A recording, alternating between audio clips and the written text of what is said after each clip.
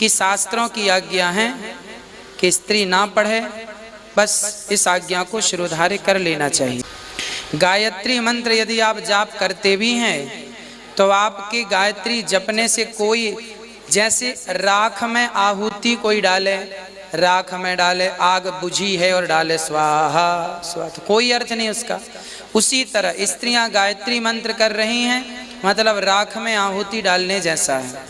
सारा का सारा जो ब्राह्मण लोग दत्यानुसी बातें कर रहे हैं, ये एक ही बात है कि इनकी भी गलती नहीं है। ये 1400 सालों का सारा जो मिक्सचर है, मिलावट है, गड़बड़ है, उसी को पढ़ लिए, उसी को वो गीत गा रहे हैं और कोई बात नहीं है। मुगल काल में गायत्री मंत्र पे टैक्स लगा दिया, मंदिरों को तोड़ दिया, घंटियां बजना बंद हो गए, शंखों को फोड़ दिया, सब कुछ उद्दंडकता हो गई, उसी को आज लोग लिए घूम रहे। अब तो युग परिवर्तन हो गया। आज तो ऐसा नहीं है, आज मुगल शासन काल नहीं है, आज तो सनातन संस्कृति को प्रोत्साहन करने वाला शासन है। इसलिए आज तो गुरुजी ने सबको माइक पे गायत्री मंत्र बुलवाया। ज्ञानी लोगों की बात माने, अगर हम वेदों की बात माने तो माताओं को गायत्री का पाठ नहीं करना चाहिए, अपराध है। कोई भी आके कोई भी, हर कोई जिसने दीक्षा नहीं ली है वो सुन भी नहीं सकता गायत्री मंत्र। जिसने दीक्षा नहीं ली है गायत्री मंत्र की, उसको सुनना भी नहीं चाहिए गायत्री मंत्र।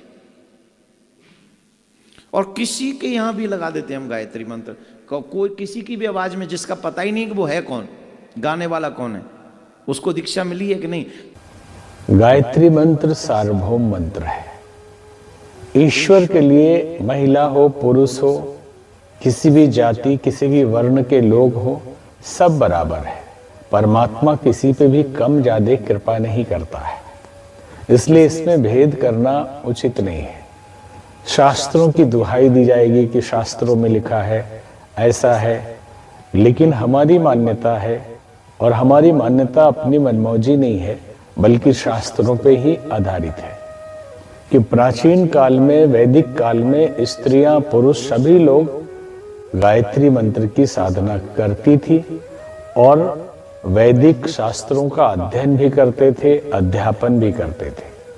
प्राचीन भारत में जो साध्वी स्त्रियां हुआ करती थी उन्हें हम ब्रह्मवादिनी कहते थे, जो ब्रह्मचारी रहकर साधना करती थी, ज्ञान अर्जन करती थी और ज्ञान का विस्तार करती थी, उन्हें ब्रह्मवादिनी कहा जाता था। और जब उनका विवाह हो जाता था फिर भी वो धर्म कार्य में संलग्न रहती थी, उनको सदोवधू कहा जाता था। प्राचीन काल से अपाला, भोसा, लोपामुद्रा, मैत्रेयी, गार्गी ऐसी महान महिलाएं हुई हैं जिन्होंने साधना के शिखर को छुआ है, वैदिक ज्ञान उनके अंदर रहा है। सत्यन, सुया, सावित्री, ये सब उदाहरण है प्राचीन भारत के हमारी उन मातृशक्ति का जिन्होंने वैदिक साधनाएं की हैं और वैदिक ज्ञान को जन जन में विस्तारित किया है। और ये कहना कि महिलाएं सुन नहीं सकती, महिलाएं पढ़ नहीं सकती, महिलाएं इसका जप नहीं कर सकती, ये सर्वथा अनुचित है। अगर किसी शास्त्र में भी ऐसा लिखा है जबकि ऐसा नहीं है, तो निश्चित ही मुगल काल में शास्त्रों में बहुत सारे हेर फेर किए गए, जिसके लिए यदि हम प्राचीन भारतीय संस्कृति के ग्रंथों को पढ़ते हैं, जैसे रामधारी सिंह दिनकर की एक पुस्तक है संस्कृति के 4 अध्याय, हजारों किताबें आपको मिल जाएंगी जिसमें प्रमाण मिलेगा कि मुगल काल में शास्त्रों में हेर फेर किया गया। और उस समय की हमारी नालंदा लाइब्रेरी को विश्वविद्यालय के जलाया गया, जो 6 महीने तक जलता रहा बख्तियार खिलजी ने। तो हमारे सांस्कृतिक और ज्ञान के धरोहर को ध्वस्त किया गया कि हमारी संस्कृति नष्ट हो जाए, हम सब किसी दूसरे संप्रदाय और धर्म के अनुयायी बन जाएं।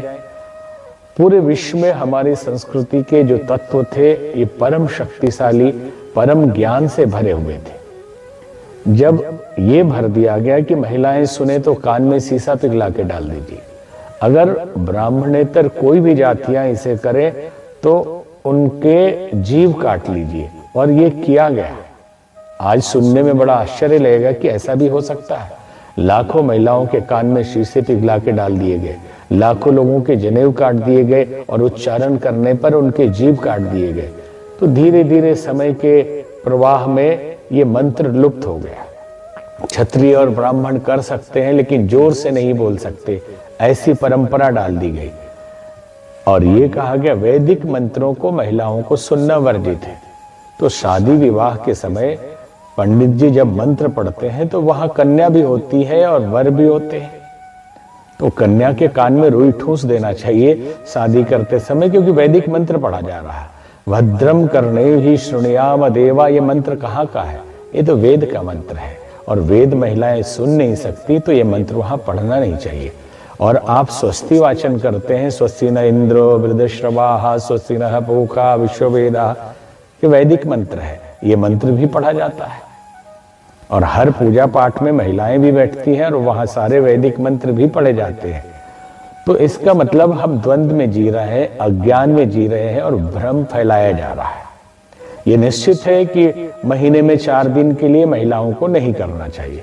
आप मानसिक रूप से चलते फिरते कर सकते हैं, क्योंकि उस समय पूजा रूम में या पूजा पाठ करना या उनको छूना वर्जित माना जाता है। सीधे सीधे कह देना कि महिलाओं के लिए ये महापाप है।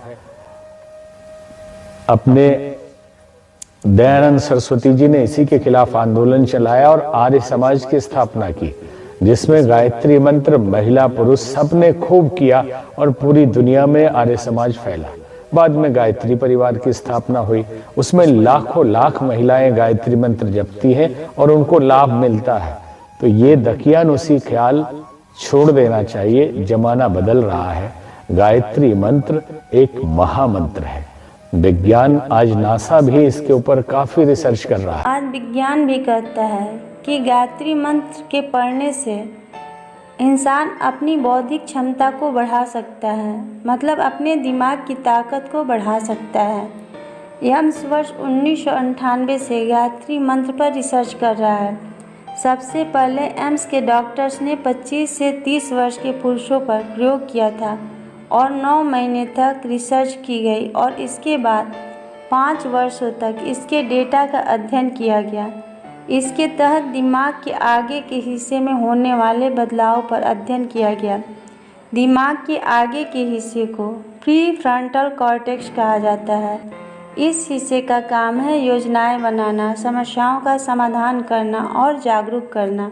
इस रिसर्च के लिए लोगों को 2 ग्रुप्स में बांट दिया गया था। पहले ग्रुप ने 3 महीने तक हर रोज 108 बार गायत्री मंत्र का मन में जप किया और दूसरे ग्रुप ने गायत्री मंत्र का जाप नहीं किया।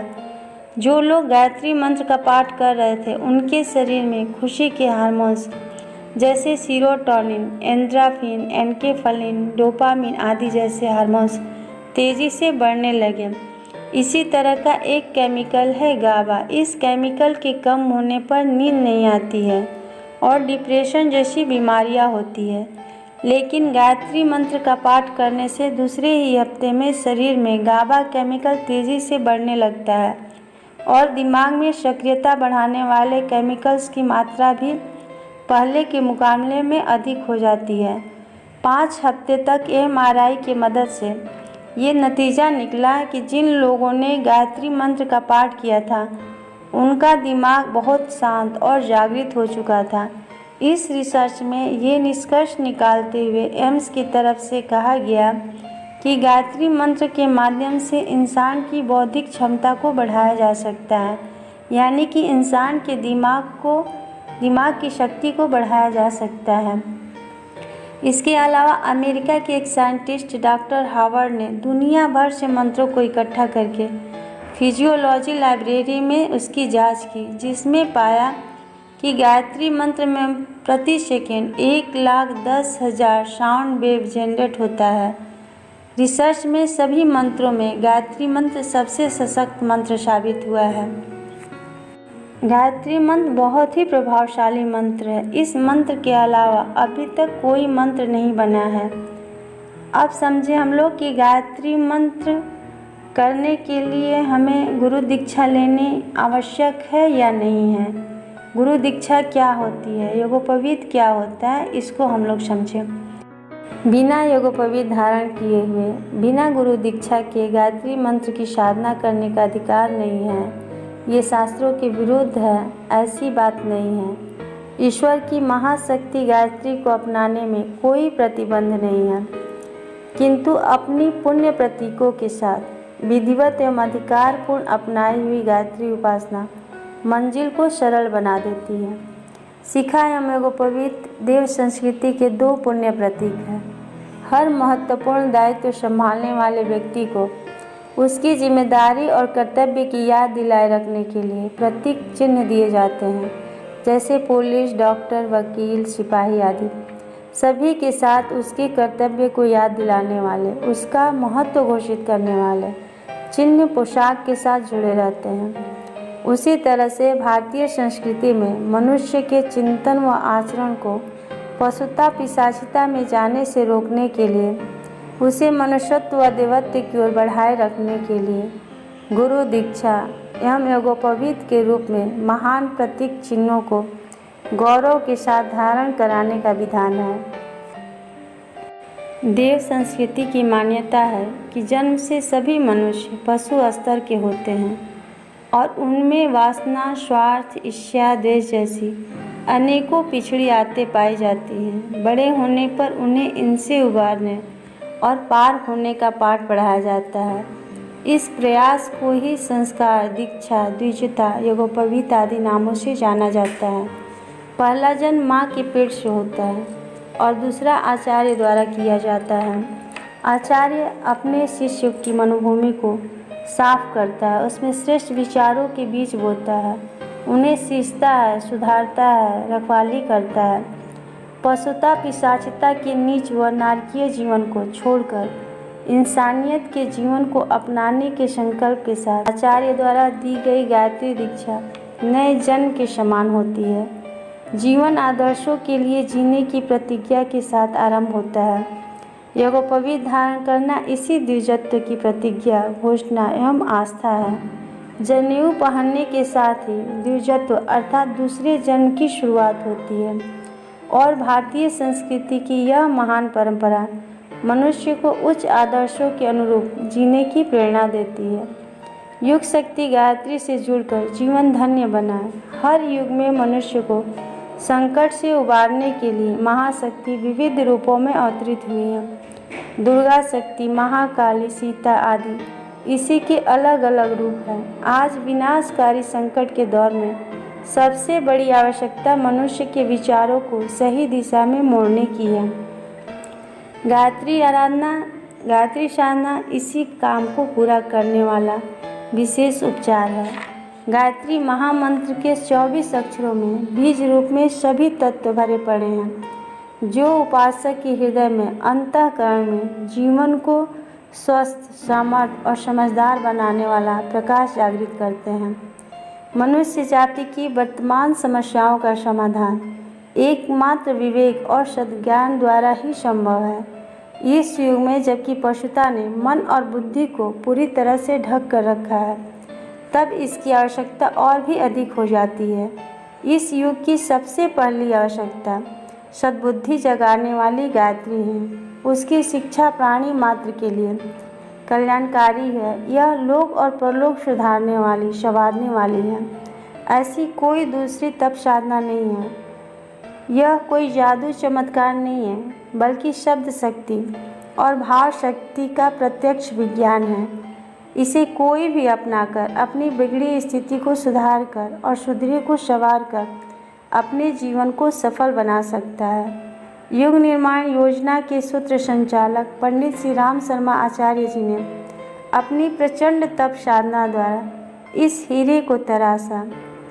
अपने भागीरथी पुरुषार्थ द्वारा गायत्री रूपी ज्ञान गंगा को पूरी मानव जाति की भलाई के लिए धरती पर अवतरित कराया है।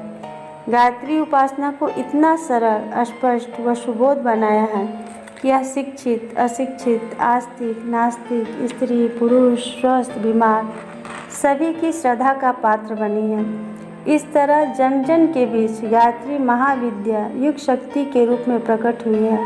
यह अवतरण देश, संस्कृति व समुच्ची मानव जाति के सौभाग्य के सूर्य के उगने जैसा है। इसलिए जितना हो सके गायत्री को अपनाएं। हो सके तो जहाँ कहीं भी गायत्री यज्ञ होता हो या गायत्री शक्ति पीठ हो, वहाँ हमेशा गुरु दीक्षा यज्ञोपवीत धारण कराया जाता है। वहाँ से जा कर के आप सभी गुरु दीक्षा ले सकते हैं। उम्मीद करती हूँ कि आप सभी को इस वीडियो के माध्यम से गायत्री मंत्र क्या है, यज्ञोपवीत धारण करना और गुरु दीक्षा लेना क्यों आवश्यक है, ये विशेष जानकारी प्राप्त हुई होगी।